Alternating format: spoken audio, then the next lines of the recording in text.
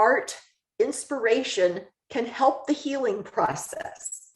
We just have to find out what that is for everybody. What is your reason to stay on the planet? And it's different for everybody. Welcome to the 100-Year Lifestyle Podcast, dedicated to you and your loved ones living at 100% for 100 years and beyond. I'm your host, Dr. Eric Plasker. Welcome, everybody, to the 100-Year Lifestyle, where we are transforming health and longevity worldwide so that you and your loved ones can truly live at 100% for 100 years and beyond. And our guest today is doing just that. So excited to be with Ruth Westreich, president of the Westreich Foundation, artist, activist, philanthropist, cool young lady living out her 100-year lifestyle. Ruth, thank you so much for joining us. You're welcome. I'm honored. So we've had just a couple of conversations, became fast friends, kindred spirits, parallel paths. You're doing some really, really exciting things. Just came out with a book that's taken your art to the world, creating conscious conversations of consequence, which we're going to have one of those today. Tell us a little bit about yourself. How'd you get here? Okay, well, let's see. Where shall I start? Because I've had, and as far as the 100-year lifestyle goes, I'm like at the 3/4 mark. I had a lot of iterations in my lifetime. How did I get to this particular place? Always been an artist, always been an activist. Was lucky enough about 25 years ago to be able to become a philanthropist. And after a number of years, they're such a part of my life, but they were not integrated. My co-writer, Jan Phillips, we did a book called Creativity Unzipped. And she said, this is really incongruous, Ruth, that you don't show up as a fully integrated person with all of these really important aspects of your life. About, 45 years ago or something, someone told me that I would be doing this. And at the time, it seemed so outlandish that, you just kind of take it with a grain of salt. And then as these things kind of started to happen, I looked back in hindsight and I said, wow, they were right. So everything happens in its own time. And as far as the conscious conversations of consequence, I have an ebook on my website, and I also have a discussion guide there, because anybody can have a conscious conversation with family, friends, peers. And what this art series has done, and that's part of my activism, is to hold a space, a creative space for people to be able to come together, view the artwork as the body of work, which is, it's very pretty, it's very colorful, it's very complicated, and it's very deep and complex. And so people will view it and they'll immediately look at all of those things that are on the surface, and then they look deeper, kind of looking into a fractal or something like that. You just keep burrowing in. And the first thing that people then say is, oh my gosh, how did you come up with this? And can you tell me more about it? And it doesn't matter what point of view you're coming from. If you want to label, which I don't label, that comes from everyone. It's like, tell me more about this. Tell me your thinking. How did this happen? That's the entry point where you can begin a true dialogue, which after I'm a devotee of William Isaac's and Dialogos and Peter Senge, and they both present true dialogue in order to problem solve and move things ahead. And that's kind of the tack that I use, I think, and it's working. We're on my 4th year of conscious conversations. These are in universities. I'm in 2 universities in California. Looks like I'm going to be in a 3rd in Atlanta, where the body of work is shown. It's presented within a gallery type setting, but then is gone on to be interdepartmentally recognized and put into the curriculum in these various departments. when I started out, it was just like I did the first one. I thought it was a one-off, but then another one came to me, and then another, and then another, and they're still coming. Actually, I just finished one last week that's a pretty hot topic, so that may have to sit around for a while before it's ready for public viewing. So that's kind of how I got here. But art is the creative means by which I express myself. It's how I live. It's how I view the world. Some of the things that you say, and one of the quotes in your book, which I really love, that you dedicated this to the millions, if not billions of people on Mother Earth who feel they have no voice. And I love that because we are at a time where cancel culture is criminal. People are afraid to say what's on their mind. People are not having conscious conversations. There's a lot of unconscious battling going on and unconscious positioning going on, but there are not very many conscious conversations. And as a speaker and as an artist myself, my wife is also an artist, a photographer. I went to a seminar with her one time with Annie Leibovitz, world famous photographer. Oh, did you? Yeah, it was really special. Some seminar. Yeah, it was an event. She was speaking, showing her work and describing her journey, which I want to talk to you about your journey a little bit more here, because what she said that completely blew my mind as a speaker, knowing that I've been on this journey. I don't know how I got here either. I never planned to be here. But the first thing she said as a photographer was, it's been a journey to find my voice. And it absolutely just spoke to me so much. So your journey, you're describing a journey that you didn't necessarily plan to get here. Describe that journey from a activist perspective and the difference that you feel now that you can make with your work that maybe you didn't even realize you could have an impact with years ago. Like I said, about 40 years ago, still an artist, still painting. And I went to a seminar and that was, we all go to seminars. I guess right? So. Went to a seminar, and that's when I was told that at some point in your life, you will be speaking in front of large numbers of people, and your art will be the canvas. Your brush will be the mechanism for you to bring people together around your art. Now, when you go to a seminar and somebody says something like that to you, you're like, yeah, right. I don't know whether it was destined to happen or that thought was planted in my mind and my consciousness, or a combo of both. I don't know.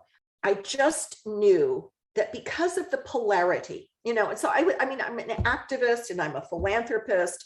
As a global society, we have it's not even a polarization anymore.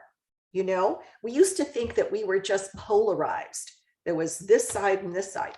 It is so not that. It is so much more complex than that. And there is a narrative that is put forth, I believe, behavior modification and very careful education, that we can put populations of people into a polarized box, that the narrative that they are fed seems to be like the gospel, right? You can't go there. So you can't have not even a conversation around your dinner table anymore. So I felt that there's got to be a way that I can be a bridge to that. And I know how art touches, moves, and inspires people to action. No question about it. Art heals, it's that creative process should be uppermost in who we are, right? And what you're saying is from 100-year lifestyle perspective, you said you're 3/4 of the way there. And yeah, our world, one of these conversations, which drives me crazy, is that you should retire and at 65 or whatever that number is, and then you should basically disappear, rot away, whatever it is, until you run out of money. And what I have been saying for a long time, and I love that you're living this, such a great example of this, is that you're probably doing your best work ever, and you can't even imagine not being engaged in the way that you're engaging. So what I'm curious about is, how has your wisdom combined with your artistic capabilities, how is that coming together for you today like it could not have come together for you 10 years ago? And where do you see it going in the future? Because I'd like to get everybody else who's got some wisdom off their butt. Well, first of all, I put myself in the space of a wizened crone, right? Used to think an old crone was like, some god-awful thing like a raptor, but it isn't. It's actually a good thing. And I just had my 75th birthday party last week. Happy birthday. And I had said, thank you. And I had said to my friends, it's really hard to acknowledge 75 years. I'm like, there had to be a mistake on my birth certificate, either that or I'm like Benjamin Button, the female version of Benjamin Button, because, I've never been healthier, never been happier, and never been as vibrant and as busy as I am now.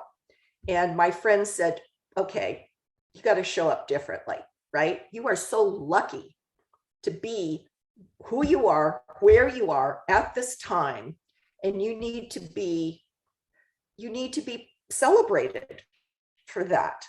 And what they were also telling me, which was really interesting, is that through some of these wonderful, and women in energy medicine or frequency or, all of these different kinds of modalities that can help inform and give information about us.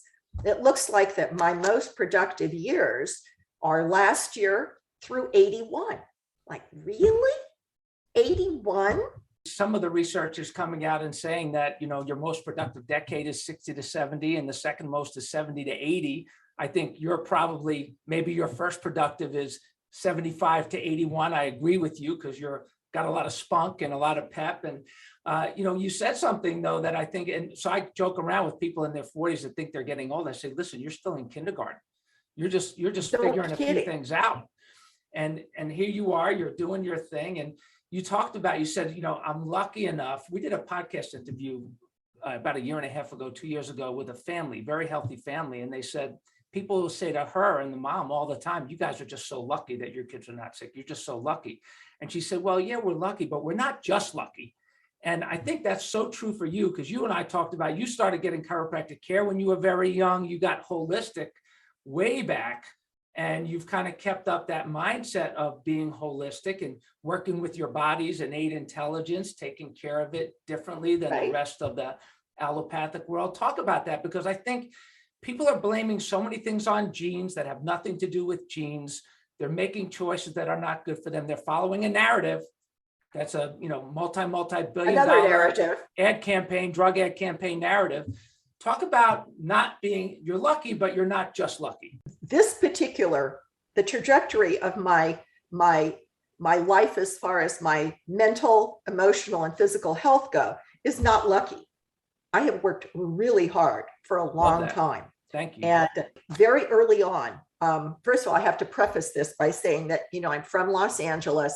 I was born in the part of town in South Central LA I was a teenager and graduated high school in 1965, the year of the Watts riots, when most people were not even born yet, right? But that place was so horrifically, it had so much environmental toxin, Firestone Tire and Rubber was like right down the street from where I lived. And so you could smell that all the time. It's like smelling creosote all the time. You couldn't keep your windows open. The other thing is I had the main power line, right, that connected Los Angeles it was an easement, but it looked like an alley. And it was right by my bedroom window. So I couldn't keep my window open because you could hear these gurgling things all night. I was 11, so I wasn't even in middle school yet, but I had a really bad fall. And in those days, where I came from, and most places, there weren't urgent care on every corner. There was no Medicare. There was no Medicaid. There was no health system. I mean, that industrial medical complex had not been born yet. And so there might be, if you were lucky, like an urban country doctor, if you could get a hold of one. But he just made house calls. And so when I was injured, I was taken to our local chiropractor, who in those days, he was your go-to guy to keep you healthy and fix you when you weren't. Again, divine intervention. He set the trajectory for my whole entire life, because he was the one that understood nutrition. He understood supplement when necessary. He understood that the body was a system. And that incident there drove that trajectory for me. And me at 75, he is still one of my dearest friends in the whole world. And we've had a lifetime together. And he just turned 91. That span has been so influential and still is. You know, I get his Thompson letter every month. He sends it to me like, you need to read this. You need to read this. Nice. And so that helped inform. And then the husband of my children that I was married to for 21 years was trained as a gastrointestinal surgeon in Los Angeles, and then went on to do a family practice residency. So he was a family practice practitioner. He and I, right from the start, did not see things the same way. And that was a constant. It wasn't the only reason, but after 21 years, I just didn't understand. And I've never understood, why do I or my children have to be ill? And then I take them to the doctor to get a Band-Aid without ever looking for the root cause. They had a healthy lifestyle as much as possible. By that time, I had moved away from the worst zip code in California to probably 2 or 3 rungs up into East Los Angeles, I guess you would call it, where his practice was. And you know, he was very, very smart, but he didn't learn in medical school anything about nutrition, anything about that the body is a system. They were organ specific. Disease was organ specific. As sweet a person as he was, we put him in the ground about 5 years ago because it didn't work for him. And he passed away with a huge number of comorbidities brought on by his lifestyle. You know, what you're doing in your work with the Enough movement, and how you're a connector for so many people from so many different holistic points of view and lifestyle leaders, I would say, that yes, this is a conscious conversation of consequence that really needs to be had, because there's mandates happening on things that we know are not good for you. We know are causing all kinds of problems, genetic problems, heart attacks. We're talking about obviously jabs that people are getting following a narrative that is a very scary narrative. And we're seeing in our practice, I mean, fortunately, we have a lot of people that trust us in our 100-year lifestyle type of practices that we have around the country. We are that trusted source for families and individuals like you had in your life. But so many people, they just blindly follow that narrative. How do you, being an expert at conscious conversations of consequence and creating them, how do you encourage people to open up those types of dialogues? I mean, we try to do it, and we do it as often as possible. Sometimes they don't always go smoothly, but at least we try to have those conversations and be informative so people can wake up and make the best choice possible for themselves. I'm going to tell you my theory. It's just a theory, but it has been backed up by a number of people doing some very good research in this area. And I think that's one of the advantages of having wisdom, is that you've just been around so long that you have been able to see things change. You know, I was around when thalidomide was the best thing since sliced bread until it wasn't. How many drugs? We became a society of health through pharmaceuticals and health through jabs. And again, that's that narrative. The system is set up so that when you are sick, they make money. If you are well, they don't make as much money. So the incentive to participate in your good health and disease prevention is not always there. There's a guy that just wrote a book called The United States of Fear. He's a psychiatrist in LA, very smart guy. Yeah, Dr. McDonald. And I Mark agree McDonald. with him. I've always, Mark McDonald. Okay. Yeah. Yeah, we did an interview with Mark when all of this was going down last year. It was a fantastic interview. He's great. I'm a proponent of his theory. Just like I always have believed in the bell curve. I've watched it throughout my life, that when something new happens, there's like a very early adopter, and that's probably 10%. And then you get up towards the top of the curve, and you may have gotten like the mid-level people. And then as it becomes more accepted, you'll get the rest. And then at the very end, there's the laggards who have to show up, because if they don't, they're so conspicuous by their absence, they fall in line. I used to believe that all people will show up and want to be better and do better for their lives and their family. Okay, I do not believe that anymore. I have traveled very extensively through China, Japan, Europe, and most of the people in the world don't really feel that way. And when questioned, and I always question everybody when I go somewhere, because I'm so anxious to learn about the culture and the people and their mores and their all of that kind of thing. People say that, our lives are really so poor that any instant gratification that we can have is more important to us, because we don't even know if there's going to be a long term. And I've heard that all over the world as I have traveled. And I believe that it's the same in the United States. We have some people that live in food deserts, abject poverty, no hope. They have no hope.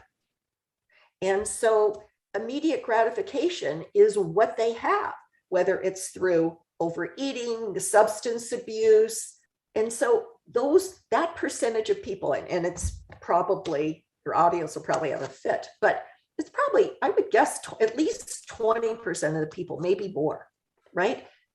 You can't keep trying to fix those people. You have to work on what we call the movable middle, because there's 20-25% of us over here on this side that are like, totally get it, always got it. It's in our DNA. It's the way we show up. But you've got this big movable middle, and we're just now, as Mark McDonald says, we're just now seeing the curiosity in that group of people that says, I think something could be wrong here. And that's our chance to be able to have dialogue and conversation with these people. And so I think that's what you're doing. It's what I'm doing. I've never heard it said quite that way, the movable middle. I love that. We talked about that. Mark and I talked about that, as we got to get the people that are, the people that are hopeless. We can love them and pray for them, but we're not going to, it's a waste of time to get to them. And then there's the people that maybe you or I, that we are immovable on the other side, and we need to reach out to people and hopefully get some of those people to become conscious and move. And I really feel like we are now, though. I really feel like you're saying, like, a lot of those people are waking up. They're asking better questions. They're becoming more aware. They're seeing the damage. And, there's a lot of money. Just another point about one of the things you said that I think is so important. These addicts, people that are becoming addicts as a result of the criminality that is happening and the marketing of medications. We all know what happened with the opioid crisis, but there are, I don't know if it's 100, but there are so many other examples of that in that world. There's a lot of money in creating and keeping alive a highly addicted population.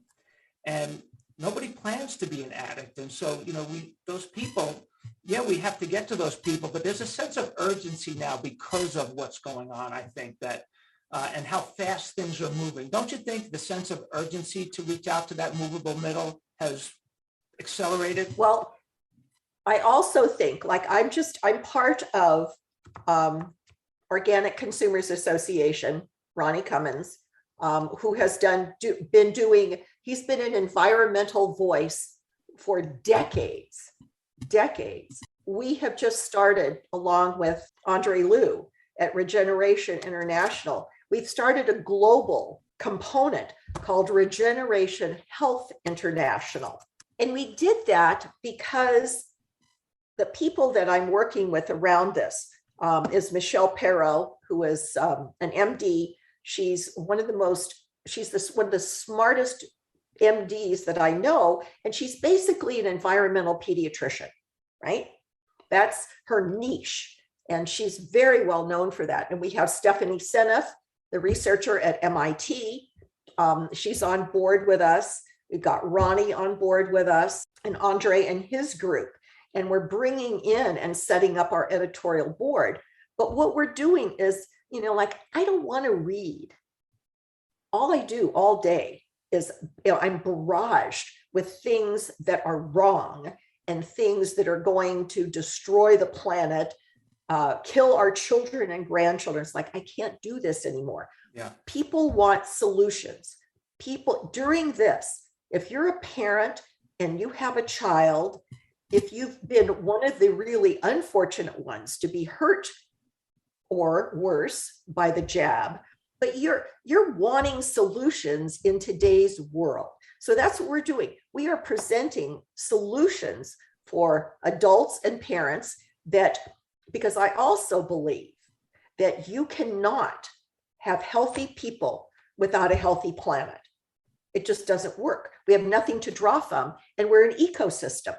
We don't, as humans, we set ourselves way above everything else in the planet and on the planet. But the fact is that we could go away in a nanosecond and Mother Earth is still going to be here. And in another few billion years, the little mycelium is going to start to grow up and we're going to do it all over again. Yeah, it's interesting. One of the things you say in your book, you say there is no planet B, which is really, really well said and so true. And, one thing about people that don't have hope and that's inspiring for the work that we do is I always think about Max, the 100-year-old man that came into my office that I took care of. And when he was 98, he asked me, Dr. Plasker, can you help me? And I said, you know what, Max, I have no idea. I was a baby at the time. I was like 29 years old. And he said, can you help me? And I said, I have no idea. But my mentors would tell me, and I love this, they would say, as long as they're alive and breathing and there's life flowing over their nervous system, at least give it a shot. And so for the people that if you have been injured or harmed, like Max, when he came to see me at 98, was crippled, broken, alone, started getting adjusted and the care we provided. And before you knew it, within 3 months, he's walking like a 98-year-old racehorse and just doing amazing, comes back when he's 100 years old after disappearing for a year to come back to my office to say thank you, and literally died in my arms and just kind of, what just happened? But he was still there and he gave it some hope because he was still present. So I think from a hope perspective, as long as you're alive and breathing, if you're listening to this podcast or if you know somebody that's still alive and breathing, there's hope with the resources that we provide, that you provide. So you're still here. You're stronger than you were before all this started. Well, I have a very cute story because part of the work that I have always done is around bringing education around palliative care and palliative medicine and hospice. So, that's just closing the circle of life for me. And so I was on the board of a hospice in San Diego, and it was so interesting. I had supported the education of and the curriculum to build a whole sort of integrative modalities for palliative care, and death and dying, including nutrition, right? For death and dying. And most, even trained physicians and nurses, it's like, you go on hospice, we're just going to give you Ensure and blah, blah, blah. I mean, it just prolongs the inevitable. So we were really, really good at what we did. And so we had this one woman, and we would work with these people on an individual basis. And I agree with you. It's like, no, as long as you are breathing and making an effort, there's things that we can do. Even when you're on hospice, you can take nutrition like congees and spongy soups and things like that will help your digestion. It will help you, be able to cope better. But this one woman, she was so cute. She was on hospice, and she was this little lady, I think from Texas or somewhere, I don't remember. But, she comes in, she's about as big as a minute and all frail and on hospice. And so she was just ready to take her last breath. And so we started working with her, and we said, what did you used to like to do as a young person? She said, well, I really like to play the guitar, and, I painted a little bit. So we took her a guitar, took her a musician, because that was part of the service that we did. Took her some paints. The lady was given 3 months. You want to know how long she lived? How long? 6 years. Wow. Yeah. So now we're like, wait a minute. and quality, better quality. Quality. Yeah. She had stage 4 lung cancer. Art, inspiration can help the healing process. We just have to find out what that is for everybody. What is your reason to stay on the planet? And it's different for everybody. Wow. A lot of wisdom here, a lot of wisdom. Thank you so much for sharing. We could go on for hours. Great conversation. Let's wind it down with, let's say we have an artist, we have an activist, we have a late bloomer. My mom, who was a late bloomer, she called herself, and she wrote a book when she was 76. Simple Ways to Change Your Life, Lessons from a Late Bloomer. Let's say we have some late bloomers. Let's say we have some young, spunky people that they want to make a difference. Give some suggestions to help people tap into their creativity, their inner voice, find their voice, and serve their purpose on this planet. Okay.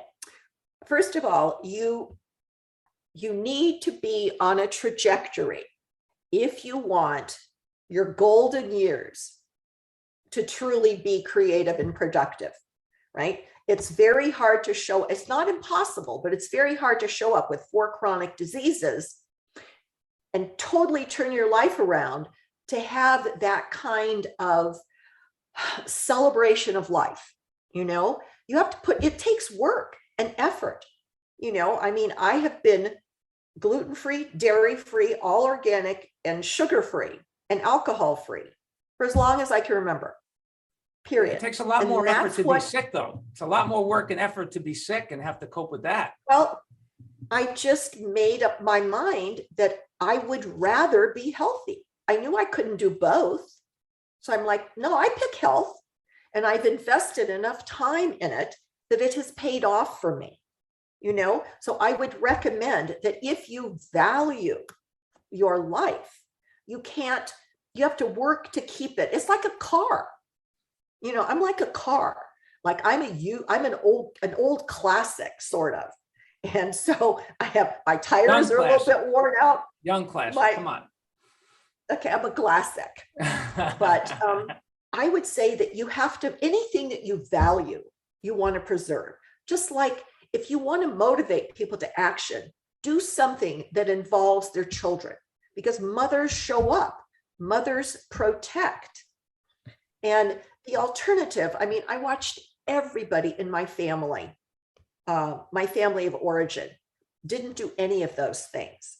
And to watch their decline at such an early age, and then watch them sit around for 20, 30 years in that condition. What was that like for you to watch them and knowing that you couldn't get them to change?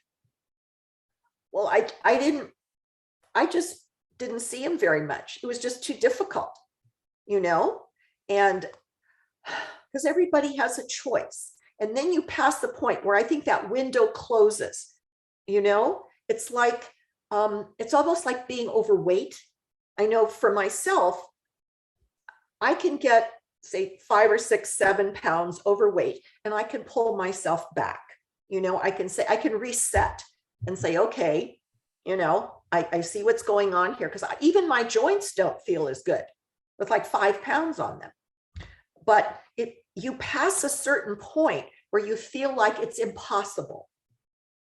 And you don't want to get to that point because you don't want to feel that impossibility. So value your health.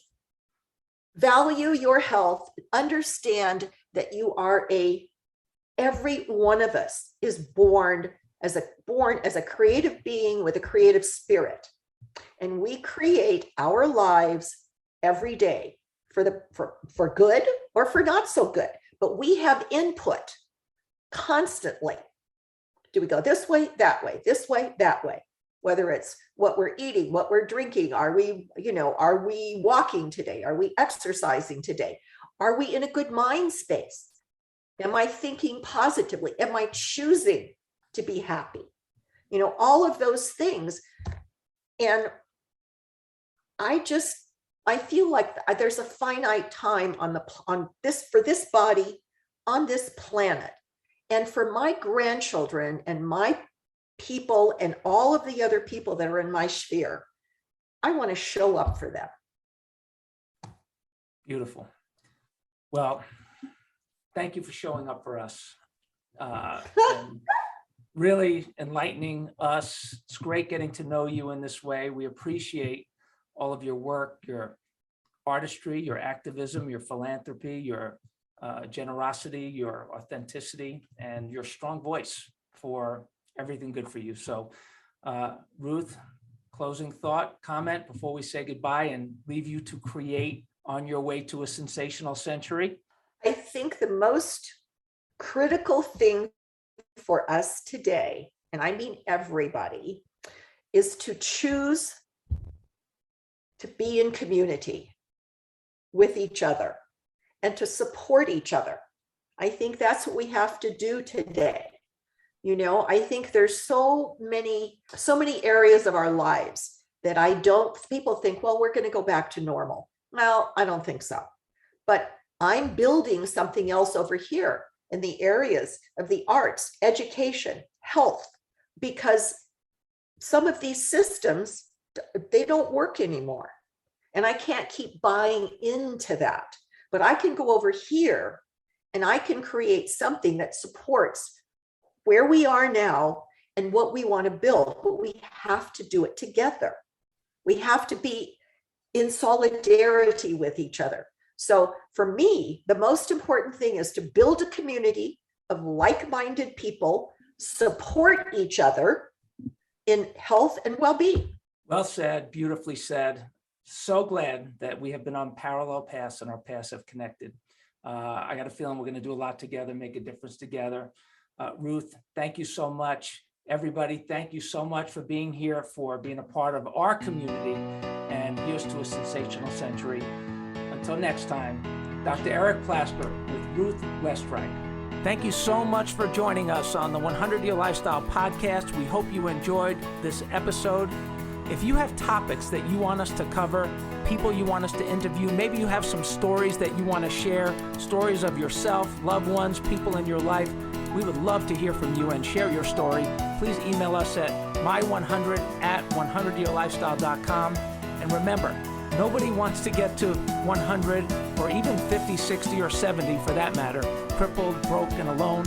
So please share the 100-Year Lifestyle, all of our podcasts, social media pages, website with your family, friends, and coworkers so they can take this journey with you. And until next time, adjust your lifestyle.